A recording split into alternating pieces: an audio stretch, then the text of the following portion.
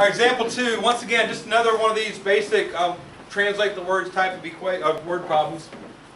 It says sum of -7 and 6 times the number is multiplied by 5. The result is 332 less than 3 times the number. What is the number? Again, identify on the question. What is the number is the question. The question establishes what we're going to establish as a variable.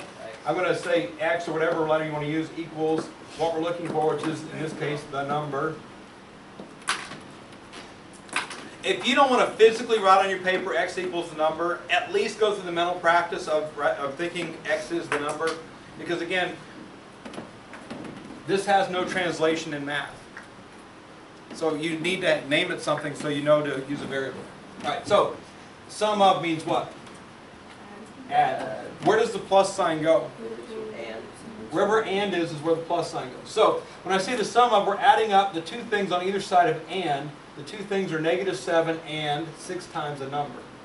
So -7 plus 6 times a number. Now it says is multiplied by 5. What's being multiplied by 5? The whole thing, right? Notice the words of -7 and 6 times number is a prepositional phrase with a compound object to the preposition. A little grammar at you today, okay? Yeah. If you're reading a sentence and you have a prepositional phrase, if you extract the prepositional phrase from the sentence, the guts of the sentence are still there. The sum is multiplied by 5. The sum would be this whole thing. So once again, I want to multiply a sum times 5. I got to put the sum in parentheses. Where you put parentheses is the most common missed part of one of these problems. Sometimes you need them, sometimes you don't. Read carefully. Anytime you want to multiply a sum or a difference by a number, the sum or difference has to be put in parentheses. Okay, the words the result is gets us to equals again, right? Once again, they give us a less than, 332 less than. We don't care about that yet. 3 times the number would be 3x.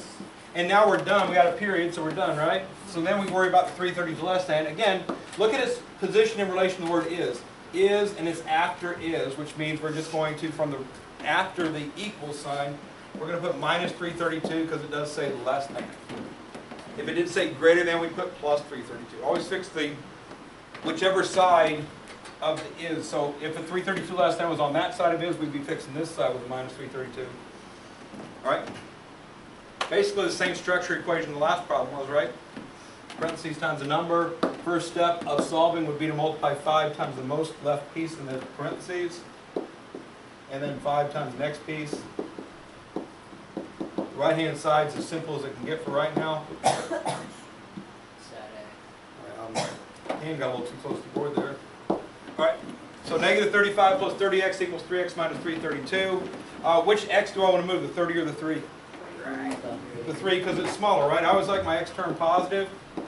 And again, notice I moved the x with it. I didn't just say -3, I said -3x. I'm going to say plus 35. Should I add or subtract these two numbers?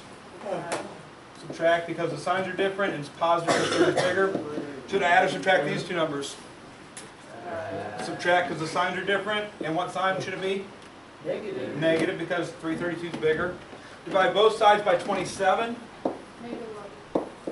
And Maddie says it's -11. I'm going to agree with her. Okay. Both those answers came out integers. That does not mean you're going to get integer answers on these problems. So if, let's say, -297 over 27 doesn't divide evenly, maybe it reduces, maybe it ends up as a fraction. Fraction answers are allowed. I prefer fractions to decimals. Okay, so let's say you get 5 over 9, leave it as 5 over 9, don't give me 0.56.